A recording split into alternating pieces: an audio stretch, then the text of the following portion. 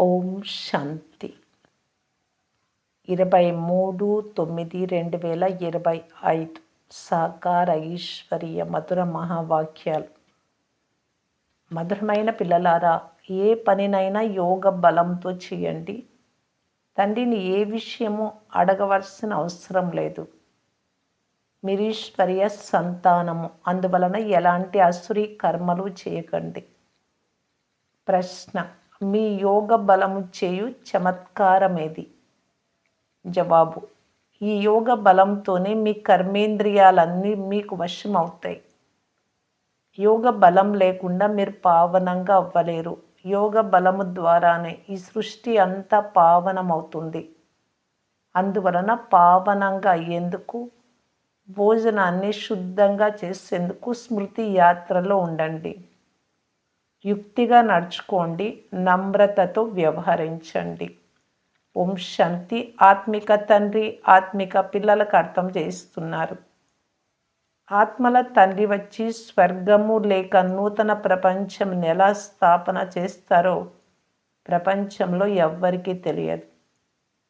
మీరు తండ్రిని ఏమీ అడగరాదు. అడగకుండానే తండ్రి అన్ని అర్థం చేయిస్తారు. మీరు ఏది అడిగే అవసరం ఉండదు. స్వయంగా వారంతకు వారే అన్ని విషయాలు అర్థం చేయిస్తారు. తండ్రి అంటున్నారు, కల్పకల్పము నేను ఈ భారత ఖండంలో వచ్చి ఏం చేయాలో నాకు తెలుసు, మీకు తెలియదు. ప్రతిరోజు అర్థం చేయిస్తూనే ఉంటారు. భలే ఎవ్వరు ఏమి అడగకపోయినా ఒక పదము కూడా అడగాల్సిన అవసరం లేకుండా సర్వము అర్థం చేయిస్తూ ఉంటారు. అప్పుడప్పుడు ఆహార పానీయాల విషయంలో కష్టం అవుతూ ఉంది అని బాబాను అడుగుతారు. ఇది అర్థం చేసుకోవాల్సిన విషయం. బాబా చెప్పేశారు, అన్ని విషయాలలో యోగ బలముతో స్మృతి యాత్రతో పనిచేయండి. ఎక్కడికి వెళ్ళినా ముఖ్య విషయం తండ్రిని తప్పకుండా స్మృతి చేయాలి. అంతేకాదు అసురీ పనులు కూడా ఏవీ చేయరాదు. మీరీశ్వరీయ సంతానము. నేనందరికీ తండ్రి. అందరికీ ఒకే రకమైన శిక్షణనిస్తూ ఉన్నారు. పిల్లలు, మీరు స్వర్గానికి యజమానులుగా అవ్వాలి అని శిక్షణనిస్తూ ఉన్నా. రాజ్యంలో కూడా హోదాలు ఉంటాయి కదా. ప్రతి ఒక్కరి పురుషార్థ అనుసారం పదవి ఉంటుంది. పిల్లలైనా మీరే పురుషార్థం చెయ్యాలి. మీరే ప్రాలబ్ధము పొందుకోవాలి. పురుషార్థం చేయించేందుకు తండ్రి వస్తారు. తండ్రి ఎప్పుడు వస్తారు, వారు వచ్చి ఏం చేస్తారు, ఎక్కడికి తీసుకెళ్తారు మీకు కొంచెం కూడా తెలియదు. ఆ తండ్రి వచ్చి డ్రామా ప్లాన్ అనుసారంగా మీరు ఎక్కడి నుండి క్రిందకు పడిపోయారో తెలుపుతున్నారు. ఒక్కసారిగా అత్యంత ఉన్నత శిఖరం నుండి క్రిందకు పడినారు. మనమెవరో కొద్దిగా కూడా బుద్ధికి తోచదు. ఇప్పుడు అనుభవం చేస్తున్నారు కదా. ఆ తండ్రి వచ్చి ఏం చేస్తారో మీకు స్వప్నంలో కూడా లేదు. ఏమీ తెలియదు ఇంతకు మునుపు. ఇప్పుడు తండ్రి లభించినందున వారికి ఎలా సమర్పణ అవ్వాలో మీకు ఇప్పుడు తెలుసు. పతివ్రత స్త్రీ తన పతికి ఎంతగా సమర్పణం అవుతుంది. చితిపై కాలిపోయేందుకు కూడా వెనుకాడదు, భయపడదు, ఎంత సాహసం చేస్తుంది. ఇంతకుముందు చితిపై చాలామంది తమ పతి శరీరంతో పాటు కాలిపోయేవారు. ఇక్కడ బాబా మీకు ఇలాంటి కష్టం అనేది ఏది ఇవ్వరు. పేరేమో జ్ఞానచితి, కానీ కాలిపోయే మాట లేదు. వెన్నలో నుండి వెంట్రుకను ఎంత సులభంగా తీయగలరో అంత సులభం చేసి తండ్రి అర్థం చేయిస్తారు. జన్మ జన్మాంతరాల భారము తలపై ఉంది అని పిల్లలకు బాగా తెలుసు. అజామిలుడు ఒక్కరు మాత్రమే కాదు, ఒకరికంటే మరొకరు గొప్ప అజామిలులే, అంటే పాపాత్ములే. గత జన్మలో ఏమేం చేశారో మానవులకి ఏం తెలుసు. చేసినదంతా పాపమే అని. వాస్తవానికి పుణ్యాత్మ ఒక్కరు కూడా లేరు అని ఇప్పుడు మీకు అర్థమైంది. అందరూ పాపాత్ములే. పుణ్యం చేస్తే కదా పుణ్యాత్మలయ్యేది. పుణ్యాత్మలు సత్యుగంలో ఉంటారు. ఎవరైనా హాస్పిటల్ మొదలైనవి కట్టించారు అనుకోండి, ఏమవుతుంది? మెట్లయితే దిగకుండా ఉండేందుకు వీలే లేదు. ఉన్నతమయ్యే కళ ఉండదు కదా, క్రిందకు దిగజారుతూనే ఉంటారు. ఈ తండ్రి ఎంత ప్రియమైన వారు అంటే బ్రతికి ఉండగానే వారిపై సమర్పణం అవుతామని అంటారు. ఎందుకంటే వారు పతులకు పతి, పితలకు పిత అందరికంటే ఉన్నతమైన వారు. పిల్లలను ఇప్పుడు తండ్రి మేల్కొల్పుతూ ఉన్నారు. స్వర్గానికి యజమానిగా చేసే బాబా ఎంత సాధారణంగా ఉన్నారు. ప్రారంభంలో పిల్లలు జబ్బు పడితే స్వయంగా బాబాయే వారికి సేవ చేసేవారు. అహంకారం ఏమాత్రము లేదు. బాప్దాద అత్యంత ఉన్నతమైన వారు. నేను వీరితో కర్మ చేయిస్తాను లేక చేస్తాను. ఇరువురు ఒక్కరే అనిపిస్తారు. తండ్రి ఏం చేస్తారు, దాదా బ్రహ్మబాబా ఏం చేస్తారో అర్థం కాదు. కర్మ అకర్మ వికర్మల గతి తండ్రి కూర్చొని అర్థం చేయిస్తూ ఉన్నారు. తండ్రి చాలా ఉన్నతమైన వారు. మాయ ప్రభావం కూడా ఎంతో ఎక్కువగా ఉంది. ఈశ్వరుడైన తండ్రి ఇలా చేయవద్దు అని చెప్పినా వినరు. భగవంతుడు అంటున్నారు, మధురమైన పిల్లలు ఇలాంటి ఉల్టా వ్యతిరేకమైన పని చేయకండి అని చెప్పినా ఉల్టా కర్మలే చేసేస్తారు. ఉల్టా కర్మలు చేయవద్దని చెప్తారు కదా, కానీ మాయ కూడా చాలా శక్తివంతమైనది. పొరపాటున కూడా తండ్రిని మర్చిపోరాదు. ఏం చేసినా కొట్టినా లేక నలిపేస్తున్నా మర్చిపోరాదు. కానీ తండ్రి అలా ఎప్పటికీ చెయ్యరు. కానీ చాలా అతి సమయం గురించి మాట అంటారు. మీ గడపని ఎప్పుడు వదిలిపెట్టమని పాట కూడా పాడతారు. ఏమి చెప్పినా బయట ప్రపంచంలేముంది, ఇక ఎక్కడికి వెళ్తావని బుద్ధి కూడా ప్రశ్నిస్తుంది. తండ్రి చక్రవర్తి పదవిని ఇస్తారు, తర్వాత దొరకనే దొరకదు. మరో జన్మలో లభిస్తుంది అనేది లేనే లేదు, దొరకదు. వీరు పారలౌకిక తండ్రి. బేహద్దు సుఖధామానికి మిమ్మల్ని యజమానులుగా చేస్తారు. పిల్లలు దైవీ గుణాలు కూడా ధారణ చెయ్యాలి అని తండ్రి సలహా ఇస్తూ ఉన్నారు. మీ కర్తవ్యాలైన పోలీసు మొదలైన పనులు కూడా చేయండి, లేకుంటే డిస్మిస్ చేస్తారు. మీ పని మీరు చేయాల్సిందే. కన్నెర్ర చేయాల్సి ఉంటుంది. వీలైనంత ప్రేమతో పని చేయించాలి. అలా పని అవ్వకుంటే యుక్తిగా కోపభావంతో చూడండి. చేతిని ఉపయోగించరాదు. బాబాకు అనేక మంది పిల్లలు ఉన్నారు. బాబాకు కూడా పిల్లల గురించిన ఆలోచన ఉంటుంది కదా. ముఖ్యమైనది పవిత్రంగా ఉండడం. జన్మ జన్మాంతరాలు మీరు ఓ పతిత పావన వచ్చి మమ్మల్ని పావనంగా చేయండి అని పిలుస్తూ వచ్చారు కదా, కానీ దీని అర్థం కొంచెం కూడా తెలియదు. పిలిచేది పతితులే కదా, లేకుంటే పిలిచే అవసరమే లేదు, పూజించే అవసరం కూడా లేదు. తండ్రి అర్థం చేయిస్తున్నారు, అబలలైన మీపై చాలా అత్యాచారాలు జరుగుతాయి, సహించే తీరాలి. బాబా యుక్తులను కూడా తెలియజేస్తూ ఉంటారు, చాలా వినయంతో నడుచుకోండి. మీరు నాకు దేవుడు కదా, ఇది నన్నెందుకు అడుగుతారు అని వినయంగా అడగండి. కంకణం కట్టినప్పుడు నేను నీకు పతి పరమేశ్వరుడను, గురువును, సర్వము నేనే అని అన్నారు కదా. ఇప్పుడు నేను పవిత్రంగా ఉండదలిచాను, మీరెందుకు నన్ను అడ్డుకుంటారు? భగవంతుణ్ణి పతిత పావనుడు అని అంటారు కదా, మరి మీరే నన్ను పావనంగా చేయి వారిగా అవ్వండి. ఇలా ప్రేమతో వినయంగా భర్తతో మాట్లాడాలి. వారు కోపగిస్తే వారిపై పుష్పాల వర్షం కురిపించండి. వారు కొట్టిన తర్వాత పశ్చాత్తాపడతారు ఇలాంటి వారితో. కానీ అలవాటు పడ్డారు. ఎలాగైతే తాగే అలవాటు ఉన్న వారికి చాలా నష పెరిగిపోయి తమను తాము చక్రవర్తులుగా భావిస్తారు. అలా ఈ విషం కామం అనేది కూడా అలాంటిది. అడగనే అడగకండి, పశ్చాత్తాప పడతారు కూడా, కానీ అలవాటు పడినందున అది తొలగదు. 1-2 సార్లు వికారాలకు వశమైతే చాలు, నష పెరుగుతుంది, పడుతూనే ఉంటారు. మత్తు పదార్థాలు ఎలాంటి ఖుషీని ఇస్తాయో వికారాలు కూడా అటువంటివే. ఇక్కడ చాలా శ్రమ పడాలి. యోగ బలం లేకుండా మీ కర్మేంద్రియాలను వశపరుచుకోలేరు. అద్భుతమంతా యోగ బలముదే. అందుకే యోగము అనే పేరు అంత ప్రసిద్ధి చెందింది. భారతదేశంలో యోగం నేర్చుకోవటానికి విదేశాల నుండి వస్తారు. శాంతిగా కూర్చొని ఉంటారు, ఇల్లు వాకిళ్ళ నుండి దూరం అవుతారు.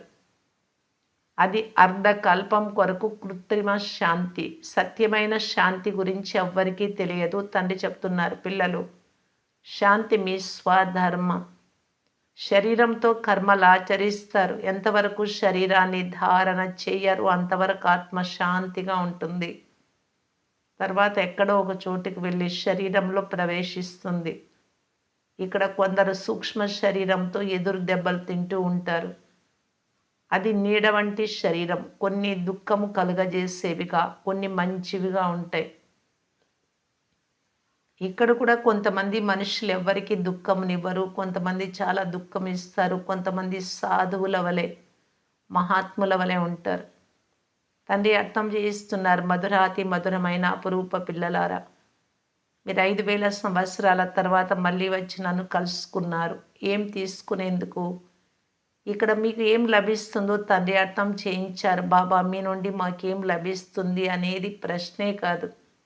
మీరు హెవెన్లీ గాడ్ ఫాదర్, నూతన ప్రపంచ రచయిత. అందువలన మీ నుండి మాకు తప్పకుండా చక్రవర్తి పదవే లభిస్తుంది. తండ్రి అంటున్నారు, కొంచెం అర్థం చేసుకున్న స్వర్గంలోకి తప్పకుండా వచ్చేస్తారు. నేను స్వర్గ స్థాపన చేసేందుకు వచ్చాను. చాలా గొప్ప స్వామి భగవంతుడు మరియు ప్రజాపిత బ్రహ్మ. విష్ణు అంటే ఎవరో మీకు తెలుసు, ఇతరులు ఎవ్వరికీ తెలియదు. మేము వీరి వంశస్థులమని అంటారు. ఈ లక్ష్మీనారాయణులు సత్యుగంలో రాజ్య పాలన చేస్తారు. ఈ చక్రము మొదలైన అలంకారాలు వాస్తవానికి విష్ణువుకు లేవు. ఈ అలంకారాలు బ్రాహ్మణులైన మీవే. ఇప్పుడు మీకు మాత్రమే జ్ఞానం ఉంది. సత్యుగంలో ఈ విషయాలు అర్థం చేయించరు. ఇటువంటి విషయాలు తెలిపేందుకు ఎవరికీ శక్తి లేదు. మీకు 84 జన్మల చక్రం గురించి తెలుసు. దీనిని ఎవ్వరూ అర్థం చేసుకోలేరు. పిల్లలకు తండ్రి అర్థం చేయించారు. మాకు ఇప్పుడు ఈ అలంకారాలు శోభించవు అని పిల్లలు అర్థం చేసుకున్నారు. మనం ఇంకా శిక్షణ పొందుతున్నాం, పురుషార్థం చేస్తున్నాం. ఆ తర్వాత ఇలా తయారవుతాం. స్వదర్శన చక్రాన్ని త్రిప్పుతూ మనము దేవతలకు అవుతాం. స్వదర్శన చక్రం అంటే రచయిత, రచనల ఆది మధ్యాంత్యాలను తెలుసుకోవడం. ఈ మొత్తం ప్రపంచంలో సృష్టి చక్రం ఎలా తిరుగుతుందో ఇతరులు ఎవ్వరూ అర్థం చేయించలేరు. తండ్రి ఎంత సులభంగా అర్థం చేయిస్తున్నారు. ఈ చక్రం ఆయువు ఇంత పెద్దదిగా ఉండేందుకు వీలు లేదు. మానవ సృష్టి గురించి మాత్రమే ఇంతమంది మనుషులు ఉన్నారని తెలిపిస్తారు. అంతేకాని తాబేళ్లు ఎన్ని ఉన్నాయో, చేపలు ఎన్ని ఉన్నాయో తెలిపించరు. మానవుల విషయం మాత్రమే తెలియజేస్తారు. మిమ్మలను కూడా ప్రశ్నిస్తూ ఉంటారు. తండ్రి అన్ని విషయాలు తెలిపిస్తూ ఉంటారు. కేవలం వాటిపై పూర్తిగా గమనం ఉంచాలి. బాబా అర్థం చేయించారు, యోగ బలంతో మీరు సృష్టిని పావనంగా చేస్తారు. అటువంటప్పుడు యోగ బలంతో ఆహారం శుద్ధం చేసుకోలేరా? మంచిది. మీరైతే ఇలా తయారయ్యారు. మరి మీ సమానంగా ఎవరినైనా తయారు చేశారా? స్వర్గ సామ్రాజ్యంనిచ్చేందుకు మళ్ళీ తండ్రి వచ్చారు అని మీకు తెలుసు. అందువలన తిరస్కరించకండి. విశ్వ చక్రవర్తి పదవి వద్దు అంటే సమాప్తం అయిపోతారు. తిరస్కరించారు అంటే మళ్ళీ వెళ్ళి చెత్త కుండీలో పడతారు. ఈ ప్రపంచమంతా చెత్త లేక మురికిగానే ఉంది. అందువలన దీనిని చెత్త కుండి అని అంటారు. ప్రపంచ పరిస్థితి ఎలా ఉందో గమనించండి. విశ్వమంతటికి యజమానులుగా అవుతామని మీకు తెలుసు. సత్యుగంలో ఒకే రాజ్యం ఉండేది అంటే ఎవ్వరూ అంగీకరించరు. చెప్పినా నమ్మరు, ఒప్పుకోరు. గర్వము వలన వినరు. ఇదంతా మీ కల్పన అని అంటారు. ఈ శరీరము మొదలైనవన్నీ కల్పన ద్వారానే తయారయ్యాయి. కొంచెం కూడా అర్థం చేసుకోరు. ఇది ఈశ్వరుడి కల్పన. ఈశ్వరుడు కోరినట్లు తయారవుతాం. ఈ నాటకమంతా ఆయనదే. ఇలాంటి మాటలన్నీ మాట్లాడతారు. ఎలాంటి మాటలు మాట్లాడతారు అంటే చెప్పలేము. తండ్రి వచ్చారు అని పిల్లలైనా మీకు ఇప్పుడు తెలుసు. వృద్ధ స్త్రీలు అవ్వలు కూడా బాబా ప్రతి 5,000 సంవత్సరాల తర్వాత మేము మీ నుండి స్వర్గ వారసత్వము తీసుకుంటాము అని అంటారు.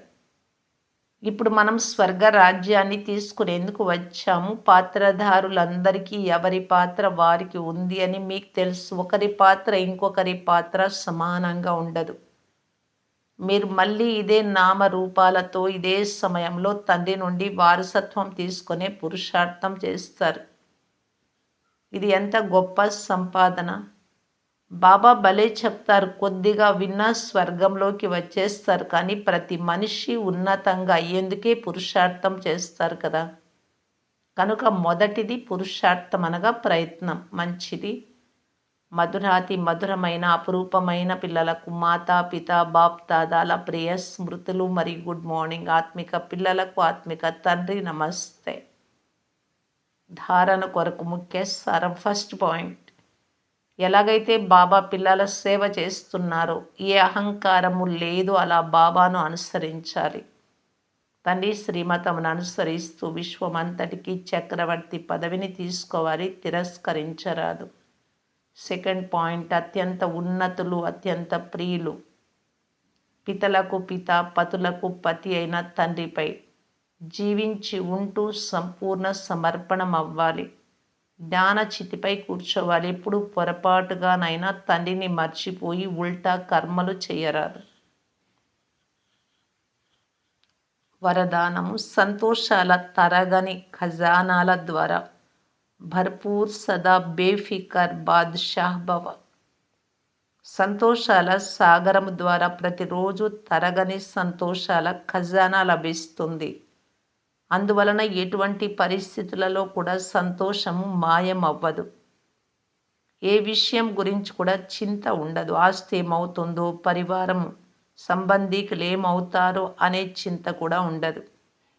పరివర్తనే అవుతుంది కదా. పాత ప్రపంచంలో ఎంత శ్రేష్టమైనవైనా అన్నీ పాతవే ఉంటాయి. అందువలన చింత లేకుండా అయిపోయారు. ఏం జరిగినా మంచి జరుగుతుంది.